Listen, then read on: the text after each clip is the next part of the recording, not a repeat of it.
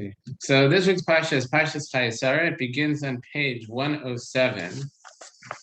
And it begins, Sarah's lifetime was 100 years, 20 years, and 7 years, the years of Sarah's life, which adds up to 127.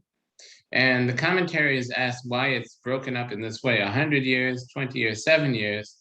And Rashi brings a medrash that these were 3 different periods of her life, and to tell us how she was consistent throughout her life.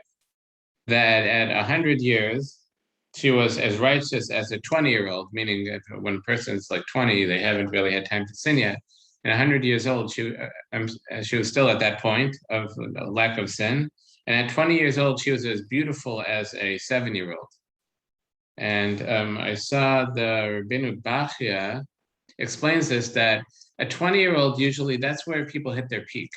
That like during a person's childhood and their teenage years, they're constantly growing.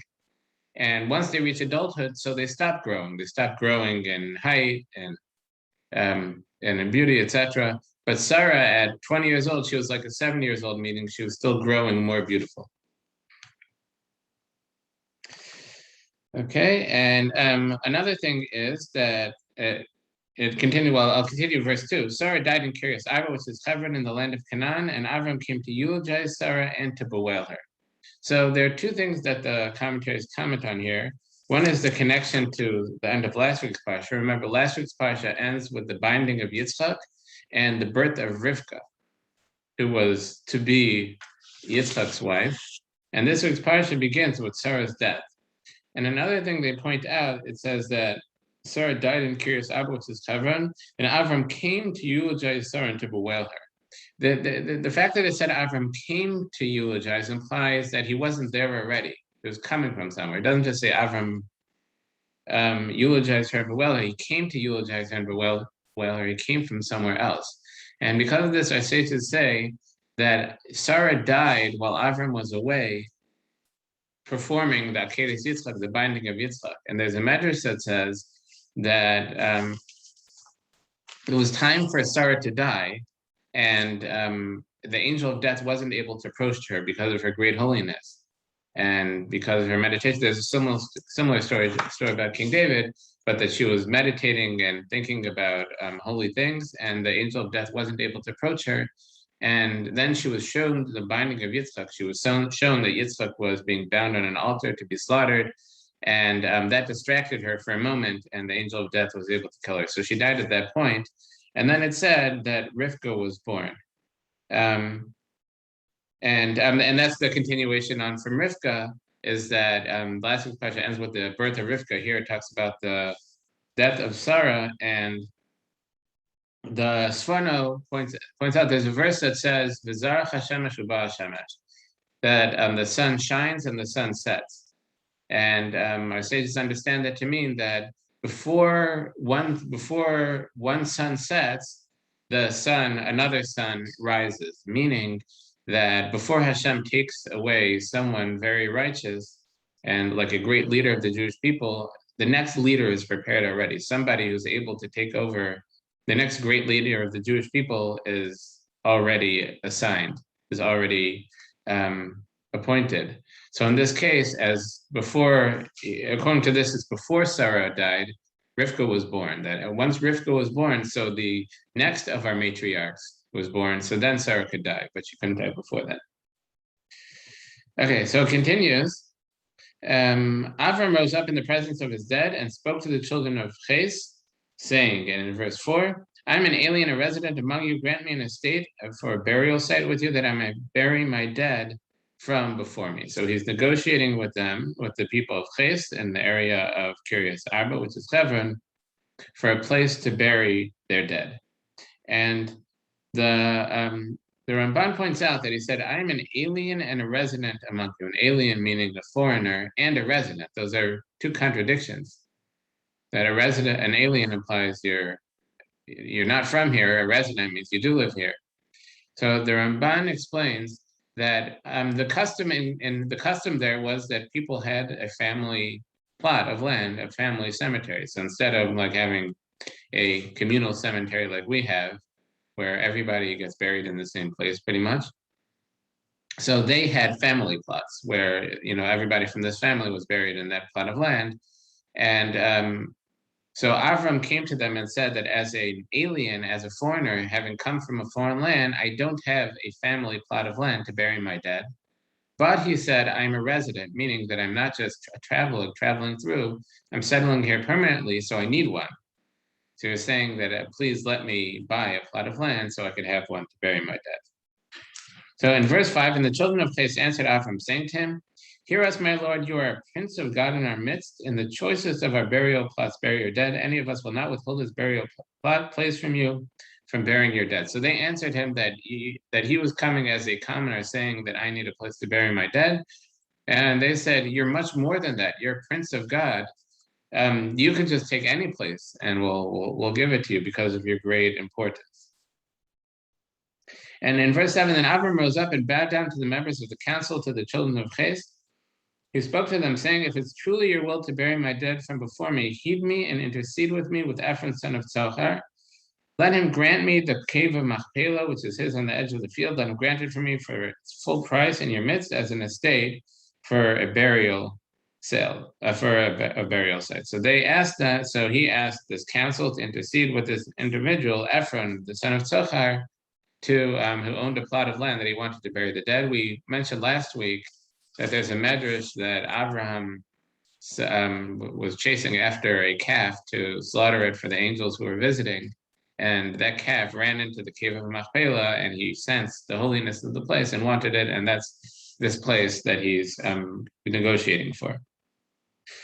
So in verse 10, now Ephron was sitting in the midst of the children of Ches, and Ephron the Hittite responded to Avram in the hearing of the children of Ches, for all had come to the gate of his city, saying, so now Ephron, this guy that he wants to negotiate with, says on page 109, No, my lord, heed me, I have given you the field, and as for the cave that is in it, I have given it to you. In the view of the children of my people, I have given it to you, bury your dead. And for background, this guy, Ephron, is not spoken about positively by our sages. He is seen as a con man and a very greedy, wicked person. And they point out that Avram never asked for the field. Avram asked if he could buy the cave. What does Ephron say to him? Ephron says in verse 11, I've given you the field and the cave. Meaning Ephron was telling him that an important person like you, it's inappropriate for you to just have a cave with none of for burial with none of the surrounding area. So he said, I'm going to give you for free the land and the cave. Now Ephron recognized that Avram had already said that he wanted to pay full price, and Ephron knew that and knew that he wasn't going to take it as a gift. So he tried to pass off more, once again offering it as a gift out of the goodness of his heart, knowing that Avram would buy that too, and he'd get a very good price and make a good profit on the field as well. So in verse 12, so Avram bowed down before the members of the council. He spoke to Ephron in the hearing of the members of the council, saying, Rather, if only you would heed me, I give you the price of the field, accept it from me, that I may bury my dead there. And Ephron replied to Avram, saying, My lord, heed me, land worth 400 silver shekels. Between me and you, what is it? Bury your dead. So Ephron offers it for free, and when Avram insists that he's going to pay, instead of Ephron giving a low price or a fair price, he gives him an extraordinarily high price of 400 silver shekel. Where am I? So it continues in verse 16. Avram heeded Ephron, and Avram weighed out to Ephron the price which he had mentioned in the hearing of the children of Ches, 400 silver shekels in negotiable currency. And Ephron's field, which was in Machpelah, facing Mamre, the field and the cave within it, and all the trees in the field within all its surrounding boundaries, was confirmed as Avraham's as a purchase in the view of the children of Ches, among all who came to the gate of his city. And it continues, and afterwards Avram buried Sarah, his wife, in the cave in the field of Machpelah, facing Mamre, which is in Hebron in the land of Canaan. Thus, the field with its cave confirmed as Avram's as an estate for a burial site from the children of Ches.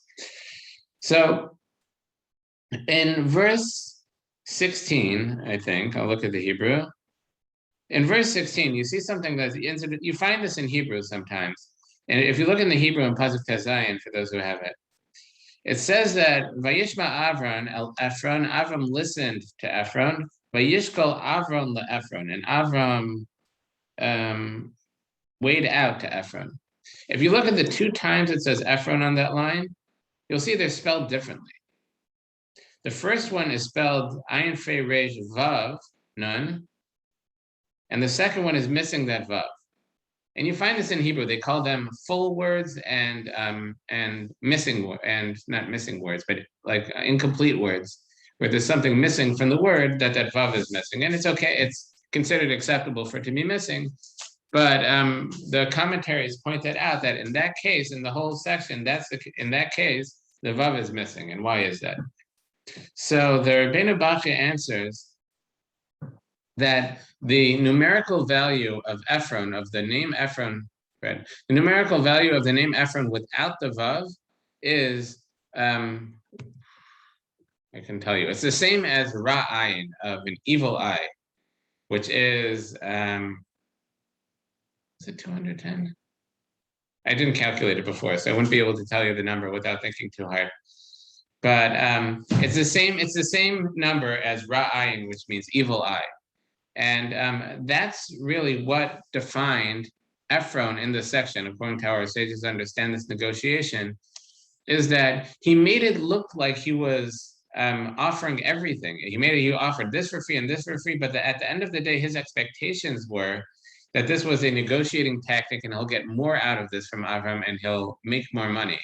And a Ra'ayin really means a stingy person, that they don't want someone else to get them, and they want it all for themselves. And that's why it's written lacking, because that taking out the Vav brings it to this gematria, to this numerical value of the same as an evil eye.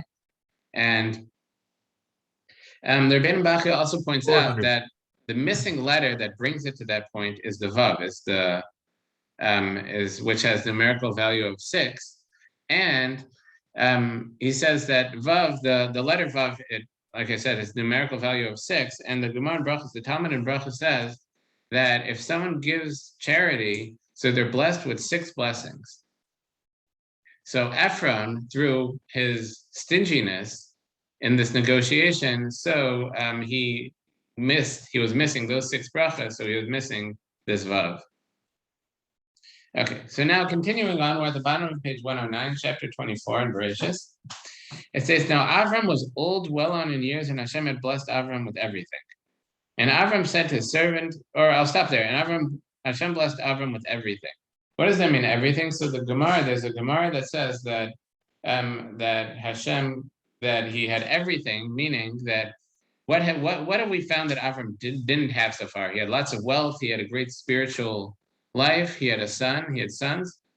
We haven't seen that he had any daughters. And our sages said, one opinion in the Gemara is that that Hashem blessed Avram with everything means that he had a daughter as well.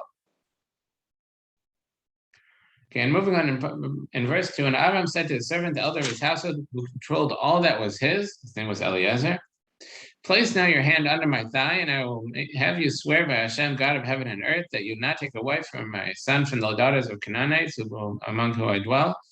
Rather, to my land and my kindred shall you go and take a wife from my son for Isaac. So he had him place his hand on his thigh and swear an oath. So if someone tried that today, they'd be in big trouble.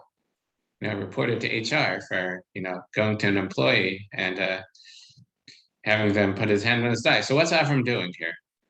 And so our sages say that, what do we do nowadays? Nowadays, we usually don't have people swear oaths, but when they did, when people would be brought into a Jewish court and the court would have them swear an oath, they would have them place their hand on, they would have them take out a Torah scroll. And they would have them swear the oath in front of the Torah scroll, which would cause them to, you have that incredible holiness in front of you. It causes people to be afraid to lie under this oath. And even now you find that, whereas Christians would swear in a Bible, and a Jew might swear on if they were being sworn into office, they would put their hand on a chumash, on a book from the Torah. So at this point in time, they didn't have a Torah scroll, but they did have one mitzvah. And that mitzvah that Avram had was the mitzvah of bris milah, of the circumcision. So since that was his mitzvah, that was the one mitzvah that was given to him. So that's the holiest thing that he had, was that mitzvah. So he had Eliezer swear the oath on his bris milah. Okay, and he had him swear that he would not take his son away from the Canaanites. Rather, he had them go to his land and to his kindred, which was on the other side of the Jordan River, or the other side of the river, and where was it? In the city of Haran, or as it says here, in Aram Naharaim. Okay, so why was he so concerned about his son marrying a Canaanite? So I say to say that the Canaanites had bad midas. They had bad. It's a lot of times it's translated as bad manners, but it was that it wasn't necessarily what they did, but it was how they were inside. That there was something rotten on the inside, and the way they acted reflected that. And Avram did not want his descendants who were to be the Jewish people. They couldn't have that mixed into them, and you couldn't have that those bad midos, that bad character mixed into the Jewish people, especially at this point when it was the founding of the Jewish people. So he said it can't be from a Canaanite. We have to go to Aram Naharaim, where his family was from. And even though we'll see that his family in Aram Naharaim was nothing to write home about. That who was it? Besuel, who was the father of Rivka, was not a pleasant person. He was wicked. And Lavan, who was Rivka's brother, who would be the father-in-law of Yaakov, the father of Rachel and Leah, Yaakov's wives. So he was also incredibly wicked, and also a con man, and not a pleasant character. But these are things that he did. They weren't reflections of who he was on the inside. And that's why Avram said to go there, but do not take wives from here. So in verse 5, the servant said to him, perhaps this woman shall not wish to follow me. And Avram told him that if she doesn't want to follow you, then you'll be absolved of the oath. And however, you might not return my son to there. He said that Yitzchak has to stay here, and you go there to find him a wife. So in verse 9, so the servant placed his hand under the thigh of Avram, his master, and swore to him regarding this matter. Then the servant took 10 camels of his master's camels and set out with all the bounty of his master in his hand, and made his way to Aram Naharaim, to the city of Nachar. So now he's at near Avram's birthplace. He made the camels kneel down outside the city towards a well of water in the evening time, when the women come out to draw, meaning to get water. And he said, Hashem, God of my master Avram, may you so arrange it for me this day that you do kindness with my master Avram. See, I stand here by the spring of water, and the daughters of the townsmen come out to draw. Let it be that the maiden to whom I say, please tip over your jug so I may drink, and who replies, drink, and I'll even water your camels, her will you have designated for your servant for Yitzchak, and may I know through her that you have done kindness with my master. So he proposed a test, not really a test so much as he asked Hashem to send him a sign as to who would be the right woman for Yitzchak. That he said, if a woman comes out, I ask her for a drink, and she gives me a drink and also my camels, then I'll know she is the right one. That he was looking for this attribute of chesed, of kindness, of a giving heart. That's who he understood should marry into the family of Avram. So just as an aside, the Gemara in Taanis says that this was wrong, that he shouldn't have done this, that the Gemara includes this in a list of those who asked inappropriately, and yet Hashem rewarded them, and with Hashem listened to their prayers. And that is that to just rely on a test from heaven with you not through prophecy, just saying like, if looking for a sign for heaven, if this happens, this is the right one, who's to say that you're right? And who's to say that, in fact, this is the right person for Yitzchak? Just because it follows something that you asked for doesn't necessarily mean it's the right one. And it could be someone of bad character would come, or someone who was, physically limited. It could be that it was the wrong person, and it should be through an investigation, through watching the person and learning, he'd be able to discover if it was the right one. But the Gemara says that he was answered by Hashem. And as it continues, and it was when he had not yet finished speaking, while he was still davening to Hashem, asking for this sign, that suddenly Rivka was coming out, she who had been born to Besuel, the son of Milcah, the wife of Nachar, brother of Avraham. So she was Avram's niece, or great niece, with her jug upon her shoulder. Now the maiden was very fair to look upon, a virgin whom no man had known. She descended to the spring, filled her jug, and ascended. So the Hebrew in that verse in 16, she descended to the spring, filled her jug, and ascended. And then it continues, the servant ran towards her and said, let me sip, if you please, a little water from your jug. So the Hebrew for that is vatered ha'aina, that she went down to the well and filled her vessel, and vata'al. That could mean she got up. It could also mean that the water went up. And our sages interpret that, in fact, to mean that when she went down to fill her, what do they call it? To fill her jug. So the water rose up. She didn't need to push it down into the well. The water itself rose up to her. And with this, Eliezer knew that she was, he saw that miracle. Immediately he ran towards her. That's why he ran to her, because he saw the water rise up to greet her as she went to the well. So he asked her for a drink. And in verse 18, it says, she said, drink, my Lord. And quickly she lowered her jug to her hand and gave him to drink. When she finished giving him to drink, she said, I'll draw water even for your camels until they have finished drinking. So that's what she did. And she hurried and emptied her jug to the trough, kept running to the well to draw water. She drew for all his camels. The man was astonished at her, reflecting silently to know whether Hashem had made his journey successful or not. And it was when the camels had finished drinking, the man took a golden nose ring. Its weight was a beka, and 2 bracelets on his arms. 10 shekels of gold was his weight. Obviously, our culture has changed. I don't think any guy would get too far these days. Went to a nice firm girl with a nose ring for her engagement, but that's what was in style then. So in verse 23, and he said, whose daughter are you? Pray tell me, is there room in your father's house for us to spend the night? She told him that she's from the family of Besuel, and she said, we have lots of stuff, even straw to feed with, and feed is plentiful with us, as well as a place to lodge. Okay, so he's going to Rivka's house, who is the great niece of Avram. And on page 115, so the man bowed low and prostrated himself to Hashem. He said, blessed is Hashem, God of my master Avram, who has not withheld his kindness and truth from my master. As for me, Hashem has guided me on the way to the house of my master's brothers, to the house of my master's family. So now in verse 28, the maiden ran and told her mother's household according to these events. Rivka had a brother whose name was Lavan. Lavan ran to the man outside the spring. Upon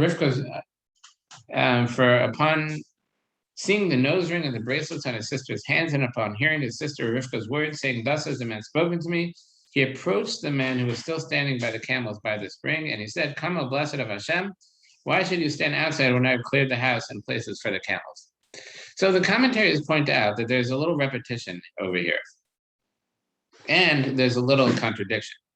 That in verse 29, it says, Lavan ran to the man outside the spring. Then after that, it says in verse 30, for upon seeing the nose ring, the bracelets on the sister's hands, upon hearing his sister Rivka's words saying, this is what he said, he approached the man. He went to the man. And literally, the little translation was that he went to the man. Where is it? Yeah, he came to the man. So first of all, why does it say he ran to the man? Then it says when he heard what Rivka said and saw what she had, then he went to him. Then he went to him. He approached him. Which the order of events is kind of out of order. And it says at first it said he ran to him, and then it said he approached him, which implies just walking.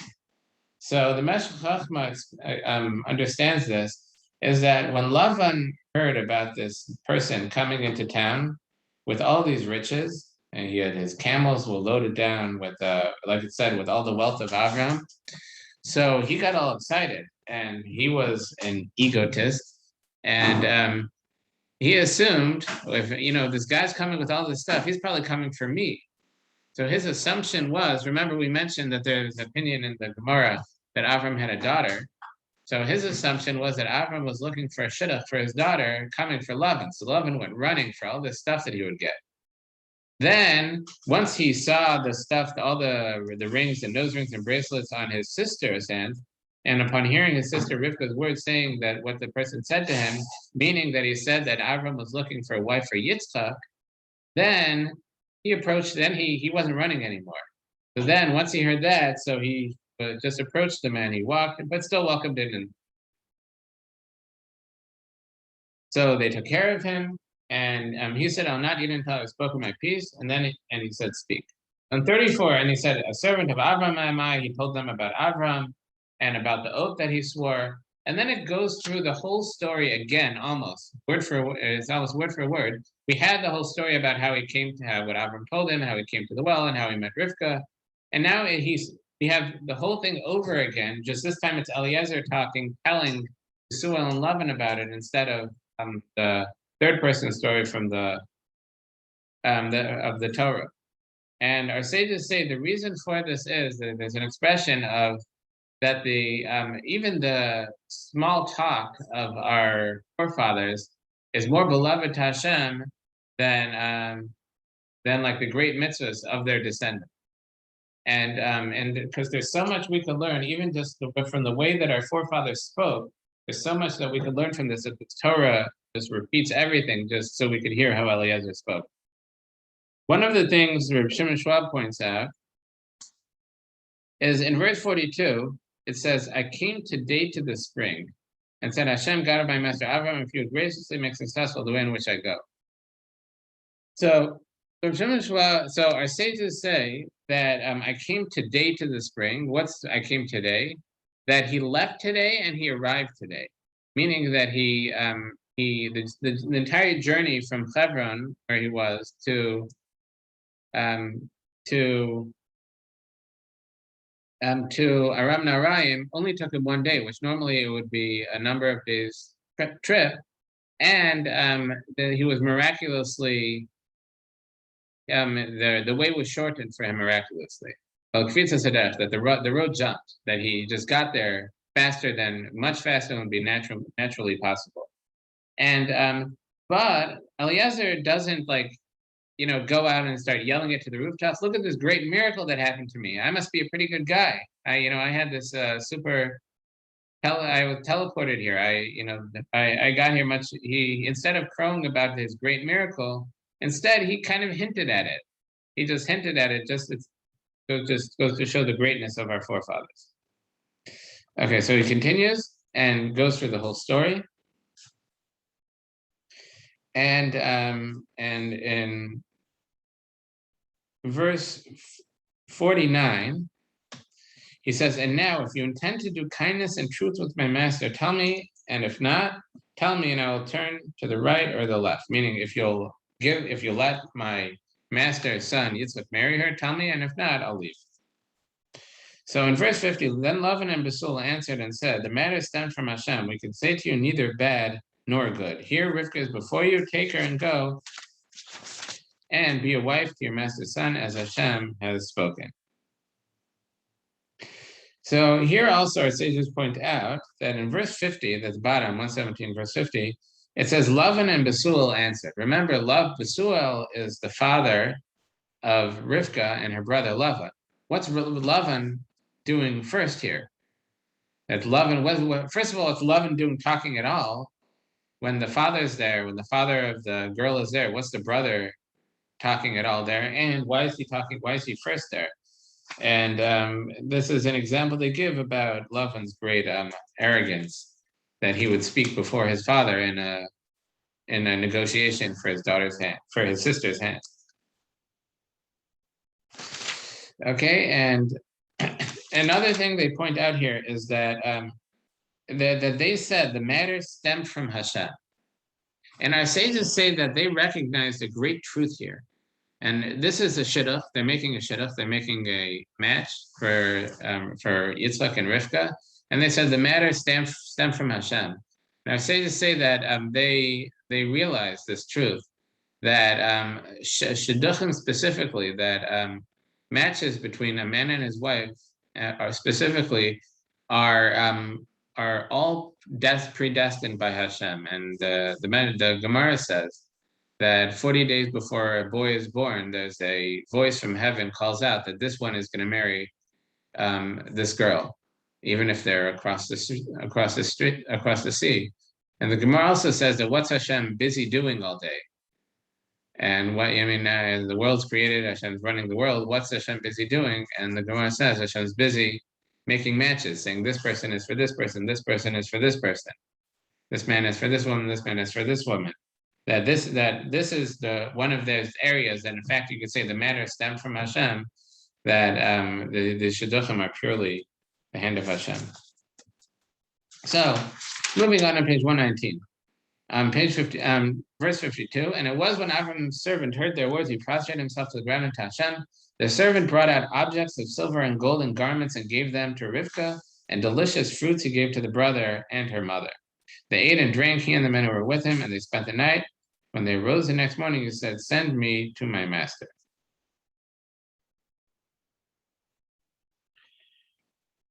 Okay.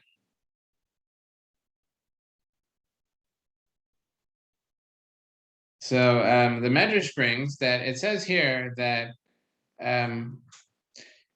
that he gave the stuff to Rivkah, and delicious fruits he gave to her brother and her mother. Whatever happened to the father?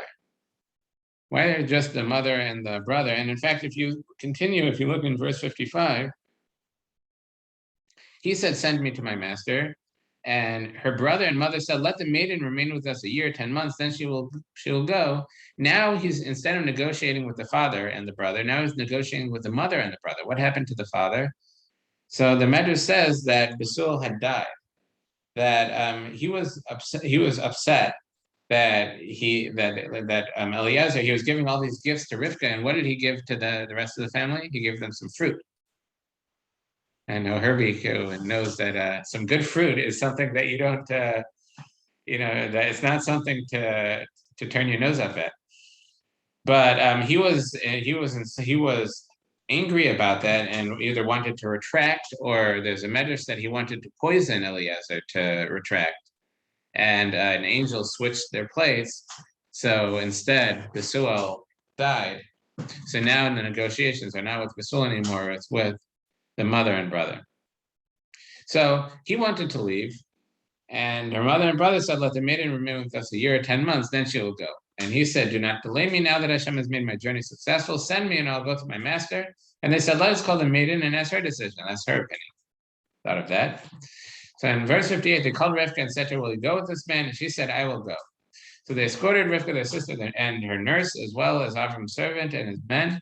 They blessed Rivkah and said to her, "Our sister, may you come to be thousands of myriads, and may your offspring inherit the gates of its foes." Then Rivkah rose with her maidens. They rode upon camels and proceeded after the men. The servant took Rivkah and went home. And in verse 62, now Yitzchak came from having gone to Be'er L'chai Roi, for he dwelt in the south country. Yitzchak went out supplicated in the field towards evening, and he raised his eyes and saw, and behold, camels were approaching. And Rivkah raised her eyes and saw Yitzchak. She inclined while upon the camel, and she said to the servant, "Who is that man walking the field towards us?" And the servant said, "She is my master." She then took the veil and covered herself. And the servant told Yitzchak all that he had done. And Yitzchak brought her into the tent of Sarah, his mother. He married Rivkah. She became his wife, and he loved her. And thus was Yitzchak consoled after his mother. Okay, so now I'll just do one more verse and go back, because this is important for what I wanted to say. So the first verse in chapter 25, Avram proceeded and took a wife whose name was Keturah. Okay, so now Avram got remarried too. Everyone's getting married. Yitzchak got married, now Avram got married. So the commentaries asked that we see Yitzchak here. It said Yitzchak was coming from Be'er L'chai Roi, for he dwelled in the south. They say, where was Yitzchak this whole time? If you look back at the beginning of the Parsha. 1 second, let me find that.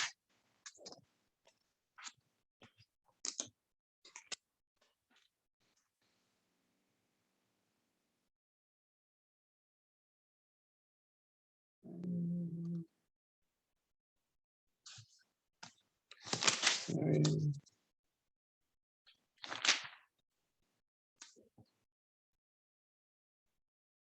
Yeah. So at the beginning of the Parsha, it says that after Sarah died, it said Abraham came to eulogize Sarah and to bewail her. What about Yitzchak? Where was Yitzchak? Why is Yitzchak not coming to mourn Sarah and bewail her? She's his mother. It doesn't say anything about Yitzchak coming. And in fact, we don't see Yitzchak involved at all in the negotiations. We don't see Yitzchak involved in his shidduch. He's just vanished from the Parsha until this point. So the Rabbeinu Bachya, I think, says that perhaps Yitzchak, after having had that spiritual high of the Akedah of having been, and like we spoke about last week, he was in fact an offering to Hashem, and he had that incredible spiritual growth from that.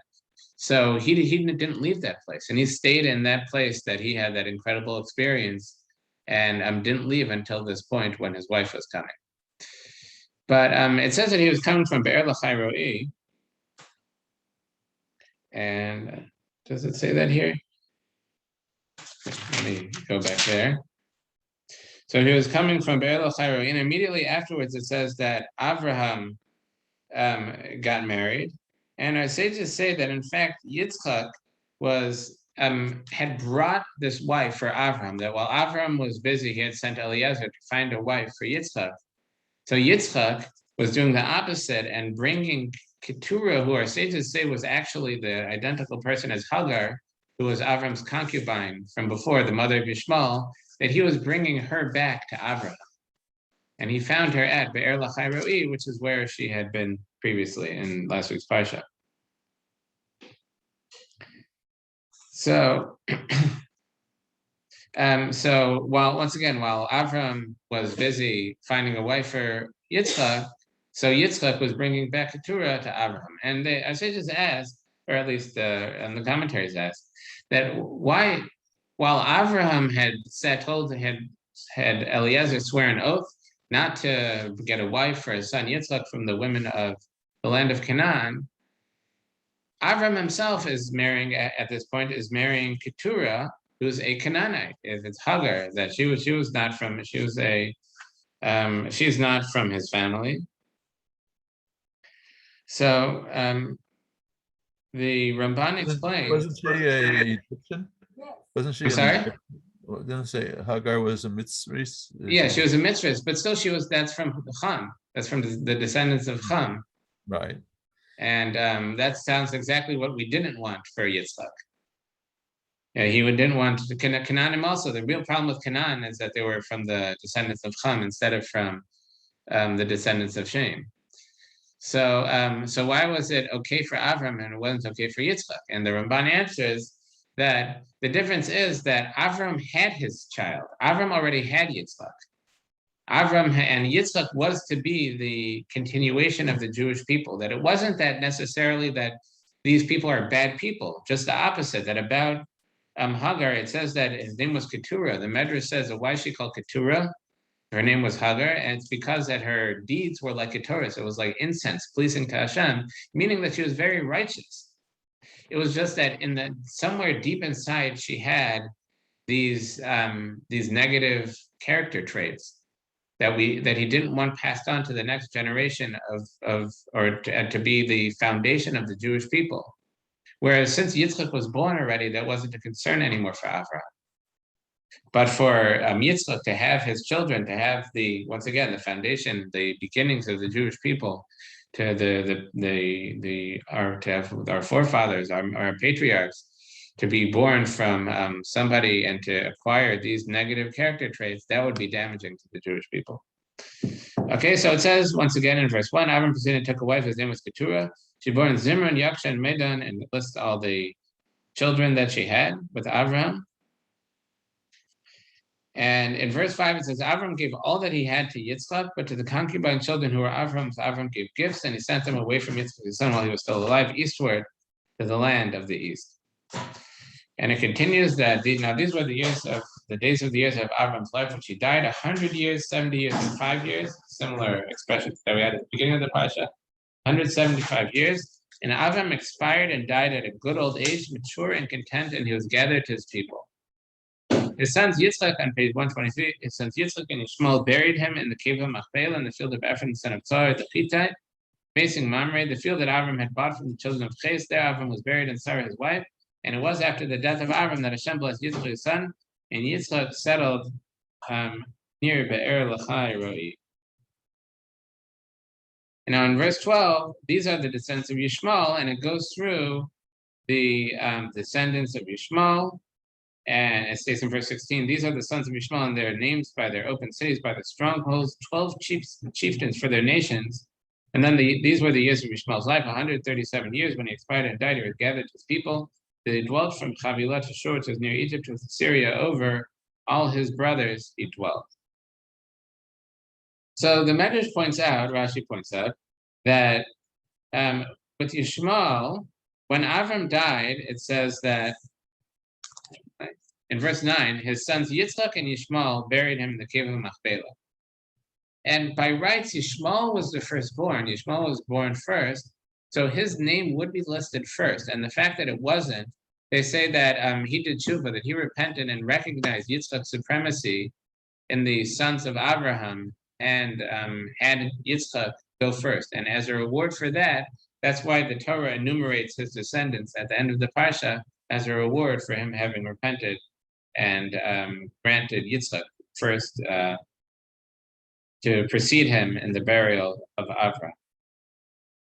And they also point out that we have another few Parshas of Yitzchak. We have Toldos, Vayetze, where it talks about Yitzchak, where we have talk about Yitzchak's life. Whereas Yishmael, it pretty much ends here, that Yishmael lived 137 years and he was gathered to his people. That's pretty much the extent that we have on the life of Yishmael. Like I said, whereas Yitzchak, we have whole Parshas, and this is the Torah showing us how beloved the lives of our forefathers were, of our patriarchs and matriarchs were, at length that it goes in describing their lives. Have a great Shabbos. Oh, hey, on one note, Rabbi Slatus told us in Moed Katan, I guess we learned that this is where we learn the beginning of the Parsha is where we get the tradition to say a eulogy. To say a eulogy, yeah. This is where right, because you're right, because it's difficult. How could we say, express disappointment that a person died? This is Hashem took them away. How could we? Yeah. What right do we have? Really and this is the source. That's what precedent was said. He said. Right.